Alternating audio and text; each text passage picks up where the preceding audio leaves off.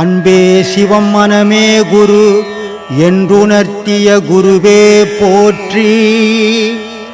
எனக்குள் இறைவனை உணர வைத்த குருவே போற்றி.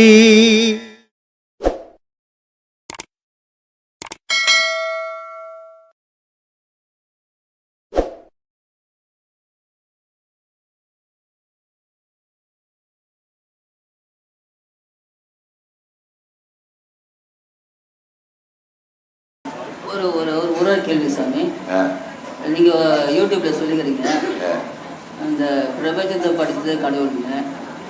பிரபஞ்சத்தை படித்தது கடவுள்னு சொன்னீங்க நீங்கள். சரி, அந்த கடவுளை யார் படித்ததுன்னு சொன்னீங்க. அதோட அதை பற்றி விளக்கம் எதுவும் சொல்லலை. கடவுளை படித்தது யாரு? மனுஷன் அப்படின்னு கேட்டீங்க. அதுக்கு கடவுள்னு எப்பாவது கடவுள் வந்து ரோட்ல நான் தான் கடவுள்னு சொல்லியிருக்கிறாரு. சொல்லியிருக்கிறாரா? நீ எப்படி கடவுள்னு பேர் சொல்ற? மனுஷன் சொல்லிதானே அது கடவுள்னு தெரிஞ்சது. சூரியனை உன்னால மனுஷனால செய்ய முடியுமா? சந்திரனால செய்ய முடியுமா? ஒரு மழையை நீ பெய்ய வைக்க முடியுமா? ஒரு காற்றை உன்னால அடிக்க முடியுமா? இதெல்லாம் இயற்கை என்ற ஈசன் செய்துக்கிறான்.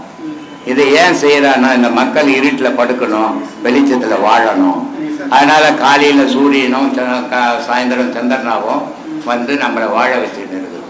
இந்த வாழ வைக்கிற இறைவன் மனிதனை படைச்சான். ஆனால் மனிதன் இறைவனாகவே இருந்து இறைவன் பேரையே சொல்லிட்டு இருக்கிறான். அதனால மனுஷன் தான் கடவுளை சொன்னே தவிர கடவுள் வந்து நான் எங்கேயுமே கடவுள்னு சொல்லவும் மாட்டான். ஏன்னா அதுதான் கடவுளுடைய பெருமையே. அப்படிப்பட்ட கடவுளை வழிபடுறதுதான் மனுஷனுடைய வேலை. கடவுள்லேருந்து தோன்றியவன் தான் மனுஷன். அந்த கடவுளை போய் அடையிறதான் முக்தி மோட்சம். அதனால அந்த கடவுளை தேடி பயணம் பண்ணுங்க. பிரபஞ்சம்ன்றது எது, உலகம்ன்றது எது? நீங்க அதுவும் சொல்லிருக்கீங்க சார். அதையே நீங்க சொல்லிட்டீங்க. அதாவது பிரபஞ்சம் வந்து எல்லா கோள்களும் அதில் அடக்கம். அதாவது இருளா தான் இறைவன் இருக்கிறான். அதான் சொல்லியிருக்கேன். ஆமாம், அந்த இருள உள்ள ஒளியாக இருக்கிறான். அந்த ஒளிக்குள்ள சப்தமாகவும் இருக்கு. இருளுக்குள்ள சிவம் இருக்கிறான். அதில் இருளுக்குள்ளேருந்து ஒளியா தோன்றது சக்தி தோன்றுச்சு. சக்தியிலேருந்து நெருப்புலேருந்து நீராக தோன்ற மகாவிஷ்ணுக்குறான். இத்தனை கடவுள் மும்மூர்த்திகளும் சேர்ந்து தான் இந்த உலகத்தை இயக்குறாங்க. இந்த உலகத்தில் நம்ம உயிரோட வாழறோம். ஒரே ஒரு நெல் விதையை எந்த விஞ்ஞானமாகவும் செய்ய முடியுமா? ஒரே ஒரு தானியத்தை, ஒரு புளியங்கொட்டை ஏதாவது எந்த விஞ்ஞானமாக செய்ய முடியுமா? இதை யார் மனிதனால் செய்ய முடியுமா? இயற்கை என்ற இறைவன் படைப்பு, அந்த படைப்பு உணவு போன்றமாக வச்சு தான் நம்ம உயிர் வாழ்ந்துன்னுக்கிறோம். அப்படிப்பட்ட இறைவனை மனசில் சுமக்க கற்றுங்க. பிரபஞ்சம்ன்றது எல்லா கோள்களும் அடங்கியது. உலகம்ன்றது உயிரினம் வாழறது மட்டும்தான் உலகம். அந்த உலகத்தையும் படைச்சு பிரபஞ்சத்தையும் படைச்சு இதுக்கும் அப்பாற்பட்டு அவன் இன்னும் எல்லாத்தையும் வேடிக்கை பார்த்துன்னுக்கிறான். எவன் நல்லவன், எவன் கெட்டவன், எவன் கடவுளை தர்றான், எவன் கடவுளை மறுக்கிறான், எல்லா கூத்தையும் பார்த்துன்னுக்கிறான். அந்த கூத்துக்கு தகுந்த மாதிரி அவனுடைய வாழ்க்கைகள் அமையுது. அதெல்லாம் மறந்து இறைவன் தான் நம்மளை படைச்சான். அந்த இறைவனை நம்ம தேடணும். நம்ம உள்ளத்தில் இறைவனை சுமக்கணும். ஆசை என்ற குப்பையை ரொப்பிக்கின்னு கடவுள் உட்காரவே இடமில்லாத வாழ்ந்துங்கிற மனிதர்கள் உலகத்தில் அந்த இறைவனை உட்கார வைக்க வழி கொடுத்துட்டு நல்ல வழியை தேடி பயணம் பண்ணுங்க. அது உங்கள் வாழ்க்கைக்கு நல்லது. தண்ணிக்கெல்லாம் அடிமையாக இருந்தேன். உங்கள் யூடியூப்பை பார்த்து திருந்தி நான் 2-3 வருஷம் திருந்தி நல்லா வந்து இப்போ 2ஆவது உபதேசம் ஆகியிருக்கேன். அதனால என்ன உங்களை என்னோட அப்பாங்கலாமா இல்லை என்ன ஒரு இறைவனோட என்ன உறவாட வச்சதுனால உங்களை ஒரு தெய்வம் சொல்லலாமா? அப்புறம் அதான் நினைப்பேன். என்னை எதுவுமே சொல்லாத ஒரு மனுஷன் சொல்ல போதும். ஒரு அம்மா 3.5 மணி நேரம் என்னை பேட்டி எடுத்தாங்க. அவங்க இருக்கிறது தமிழ் ஆராய்ச்சி பண்ணி எல்லா விஷயமும் தெரிஞ்சவங்க, டாக்டரேட் பட்டம் வாங்கணும். அவங்க ஒரு பேட்டின்றது ஒரு 1/2 மணி நேரம் 3/4 மணி நேரம் தான் பேட்டி எடுக்க முடியும். அந்த 1/2 மணி நேரம் 3/4 மணி நேரம் பேட்டி கூட நாளைக்கு நான் என்ன கேட்க போகிறேன், நீ என்ன பதில் சொல்கிறேன்னு பேசிக்கிட்டு இருக்கிற பேட்டி. இங்கே அப்படி இல்லை. எது இருந்தாலும் நீ நேரடியாக கேட்கலாம், நான் நேரடியாக பதில் சொல்லுவேன். அந்த மாதிரி 3.5 மணி நேரம் பேட்டி எடுத்தாங்க. பேட்டி எடுத்துட்டு அவங்க கேட்குறாங்க, சாமி உங்களோட விஷயம் சொல்லலாமா, முனிவர்னு சொல்லலாமா, இல்லை சித்தர்னு சொல்லலாமா, இல்லை மகான்னு சொல்லலாமா, எதை சொல்லலாம்? ஏன்னா இது வரைக்கும் உலகத்தில் 3.5 மணி நேரம் ஒரே நேரத்தில் உட்காந்து பேட்டி கொடுத்ததை நான் பார்க்கல. அப்படின்னாங்க. நான் சொன்னேன், மகானம் சொல்லாத சித்தரன் சொல்லாத அந்த தகுதி எனக்கு இல்லை, மனுஷன் சொல்லு. நான் பேசுகிறேன்னா என்னுடைய அனுபவத்தில் பேசுகிறேன். நான் சித்தரம் கிடையாது, புத்தரம் கிடையாது, நான் மகானம் கிடையாது, முனிவரம் கிடையாது. நான் சராசரி மனுஷன். அந்த மனுஷனாக இருக்கப்பட்ட வாழ்க்கையில் பல இன்னல்கள், பல அவமானங்கள், பல துக்கங்கள், பல சந்தோஷங்கள் எல்லாத்தையும் அனுபவித்து வந்ததால் இந்த மக்களுக்கு சொல்லிடுறேன். இப்போ நீ குடிக்கு அடிமையாக இருந்ததுன்னா உன் பொண்டாட்டி அப்போ மதிச்சால உன்னை இல்லை, உன் பிள்ளைங்க உங்கள்கிட்ட அன்பாக பேசுனாங்கல்ல, பல வீடியோக்களில் சொல்லிக்கிறேன். உன்னை ஒரு மனுஷனாவே மதிக்க மாட்டாங்க, ஏதோ ஒரு உருவம் வந்து போதும் தானே. ஆனால் இந்த குடியை விட்டுட்டு உன் குடும்பத்தோட வாழும்போது உன் மனைவிக்கு சந்தோஷம், உன் பிள்ளைகளுக்கு சந்தோஷம், உன்னுடைய உழைப்பு வீணாக போகாது. அதனால் இந்த மதுன்றது உன்னை மட்டும் கெடுக்கிறது இல்லை, உன்னையும் கெடுக்கும், உன் குடும்பத்தையும் கெடுக்கும், உன்னை சார்ந்தவங்களையும் கெடுத்துடும். அதனால் அப்படிப்பட்ட மதுவுக்கு அடிமை ஆகாதீங்க. உங்கள் குடும்பம் கெட்டு போயிடும். நாளைக்கு உன் குழந்தை குட்டி குடிக்காரனை மாறி போயிடும். அதுக்கு நீ வழிகாட்டியாக நிற்காத அப்படின்னு பல வீடியோக்கள் நான் சொல்லியிருக்கேன். ஏன்னா முன்னேறு போகிற மாதிரி பின்னேறு ஓடணும். நீ சாராய கடையில் போய் நின்னா அவன் பக்கத்தில் பிராந்தி கடையில் போய் நிற்பான். நீ அவனை கட்டின நீ மட்டும் குடிக்கிற யோகி நடானுவான். உன்னால் பதில் சொல்ல முடியாது. இப்படி ஒவ்வொரு பல ஆயிரம் குடும்பங்கள் தவிக்குது. இன்றைக்கி 1000 ரூபாய் சம்பாதிச்சுட்டு 500 ரூபாய் எத்தனை போய் உன் பொண்டாட்டி என்ன கொடுத்தீங்கன்னா 4 பிள்ளைங்களுக்கு உனக்கு சோறு எங்கேருந்து வரும்? ஒரு நாள் வேலை இல்லைன்னா மறுநாள் பட்னியாக தானே படுக்கணும். அந்த 1000 ரூபாய் கொடுத்தா அவள் 2 நாள் குடும்பத்தை காப்பாற்றுவா இல்லை? அப்போ அவளுக்கு எவ்வளோ சிரமம் இருக்கும். நீ ஏதோ போகிற ஒரு 1000 ரூபாய் சம்பாதிச்சுன்னு வந்து கொடுத்துட்ற, அவள் குடும்பத்தையும் பார்க்கணும், பிள்ளைங்களையும் பார்க்கணும், எல்லா விஷயத்தையும் பார்க்கணும். அப்போ அவள் மனநிலை எப்படி இருக்கும் சிந்தித்து பார்க்க வேணாவா? இந்த குடியால் நீ என்ன சாதிச்சிட போகிற? நீ என்ன கடவுள்கிட்ட போய் சேர்ந்துருவியா? மரணம் அடைவ ஒவ்வொரு பொருளும் அழிஞ்சு செத்து தானே போக போகிற. அந்த செத்து போகிறத நீயா தேடி போய் பிடிக்கணும், உன் பணத்தையும் செலவு பண்ணி. அதனால் வாழ்க்கையை நல்லா வாழுங்க, அன்போட வாழுங்க. நீ நல்லா இருந்தீங்கன்னா தான் உன் பிள்ளை உங்கள்கிட்ட உட்காந்து பேசுவான். நீ குடிச்சிட்டு நாத்தாட்டி நின்னா உன்னை கண்டவனை 10 அடி போய் நிற்பான். இந்த வாழ்க்கை உனக்கு வேணும். அப்புறம் நீ என்ன அப்பன் அப்பான்னு உன்னை கூப்பிடுவானா? குடிகாரான்னு தான் கூப்பிடுவான். இந்த பட்டம் உனக்கு தேவையா அப்படின்னு நம்ம பேசியிருந்தேன். அதனால் வாழ்க்கையை நல்லா வாழ கற்றுக்கணும். அதுதான் வாழ்க்கை. கணவன் ஒரு மனைவியை இணைக்கக்கூடாது, இணைச்சா அன்போடு வாழணும். அதனால் கூலி தொழிலாளியாக மாறிடக்கூடாது, அடிமை ஆகிடக்கூடாது.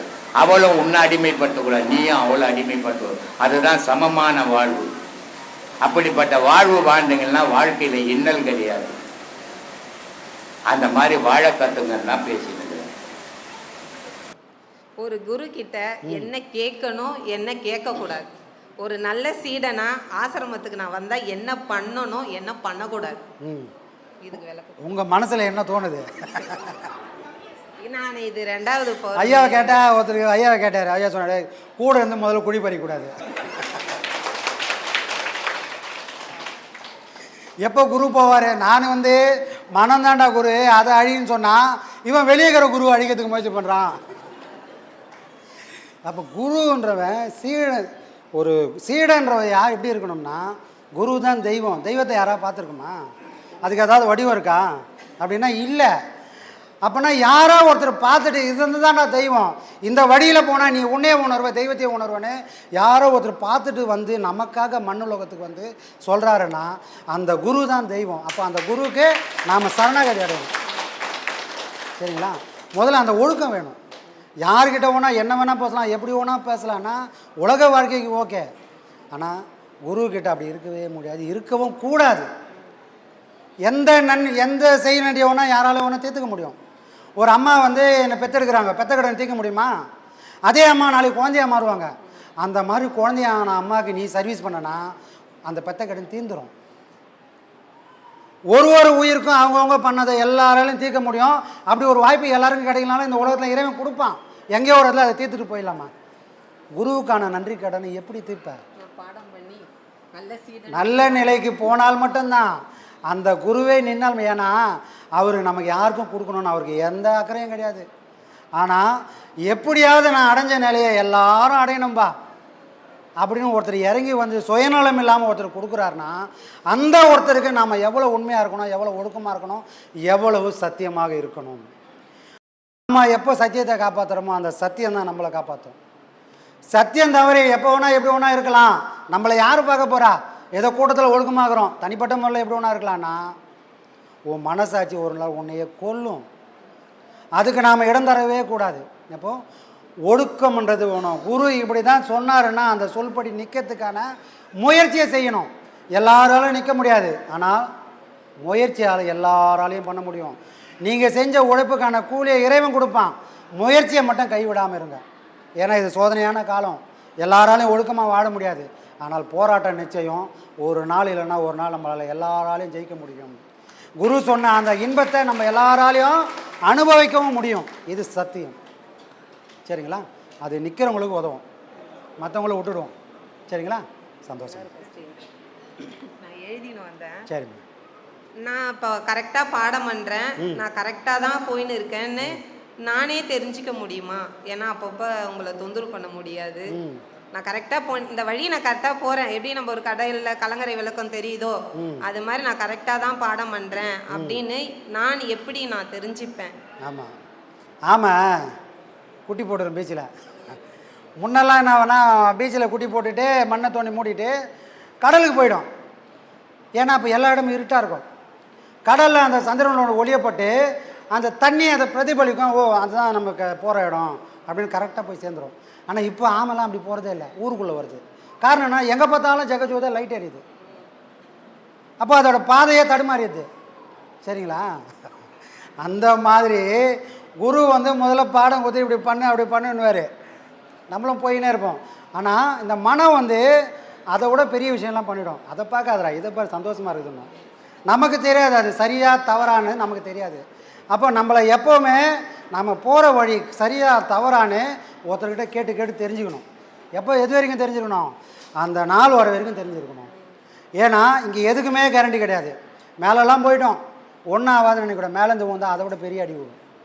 அதனால் எப்போவுமே ஒருத்தரோட நம்ம அறிவுரையை கேட்டுக்கினே இருக்கணும். சாமி இந்த மாதிரி பண்ணிகிட்ருக்கேன், நான் போகிற வழி கரெக்டாக இல்லை, சரியில்லைன்னு சொன்னால் நான் திருத்திக்கிறேன் அப்படின்னு அந்த பக்குவத்தோடு கேட்டு அதை தெரிஞ்சு அன்றைக்கே திருத்திக்கணும். இப்போ நாம் வாரம் கிளாஸ் எடுக்கிறோம். எதுக்காக எடுக்கிறோம்? எல்லாராலையும் ஒரே நாளில் நம்மளால் எல்லாரையும் பார்க்கவே முடியல. அப்போ வாரத்தில் ஒரு நாள் லீவு கிடைக்குது, அந்த நாளாச்சும் அதில் கலந்து அவங்க சந்தேகங்கள்லாம் தீர்த்துங்கினாங்கன்னா அதை விட வேறு விஷயம் இல்லை. அப்போது சந்தேகம் தெளிதல் ஒரு நாளில் முடியிற விஷயம் இல்லை, இது வாழ்நாள் ஃபுல்லாக போக வேண்டிய விஷயங்கள். ஏன்னா மனம்ன்றத ஒரு பெரிய மாயை, அது நம்மளை எப்போ வேணால் கவுத்து விட்டுரும். அதுலேருந்து நம்ம வெளிப்படணும்னா எப்போயுமே ஒருத்தரோட அட்வைஸ் நமக்கு தேவை. அவர் யாருன்னா குரு. அதை நான் தெரிஞ்சுக்கணும்னா, ஏன் நான் இப்போ கரெக்டாக போகிறேன் அப்படின்றது எனக்கு எப்படி தெரியும்?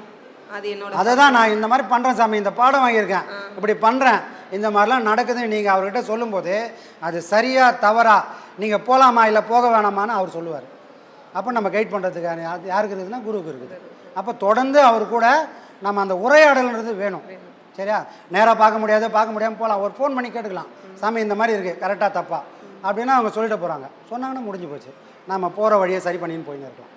இன்னொரு ஒரு கொஸ்டின், ஏன் இது என் வேலை சம்மந்தப்பட்டதுன்னா, இந்த வெள்ளிக்கிழமையில் கீரை சாப்பிடக்கூடாது, செவ்வாய்க்கிழமை வீட்டில் கீரை செய்யக்கூடாதுன்றாங்களே, கீரை சாப்பிடக்கூடாது நல்ல நாளில், இதோட இது என்ன? அந்த காலத்தில் சட்டியில் கடைஞ்சாங்க, இப்போ 4 கிழமைல உடஞ்சிரும்ன்ற ரீசனுக்காக சொன்னாங்களான்னு தெரியல. 4 கிழமைல கீரை சாப்பிடக்கூடாதுன்றாங்களே, கீரை தப்பு பண்ணுச்சா? அது என்ன பண்ணுச்சு? வடை பாயசோடு சாப்பிட்லான்னு இருப்பாங்க. நீங்கள் பாருங்க, கீரை கருணக்கிழங்கு கீரை வாழைக்கானு வறுத்து வச்சிங்கன்னா அது பிடிக்குமா? ஒரு 4 கிழமைன்னா 4 வந்து போகுது, அப்படியே பட்ட 4 சாமி செவ்வாய்க்கிழமை வரும், வெள்ளிக்கிழமை வரும். இவங்க சாம்பார் வைக்கிறது அந்த நாளை காமிச்சு தான் சாம்பார் வைக்கிறது, மற்ற நாளில் வைக்க முடியாது. எல்லா நாளும் சாம்பார் வச்சுக்க முடியுமா? வேலை ஜாஸ்தி. எல்லா நாளும் வடை பாயசம் சாப்பிட முடியுமா? சாப்பிட முடியாது. அப்போ ஒரு 4 கிழமை வந்தால் சில விஷயங்களை அன்றைக்கி மட்டும்தான் அதை செய்ய முடியும். வருஷம் ஃபுல்லாக நம்மளால் வடை பாயசம்லாம் செய்ய முடியாது.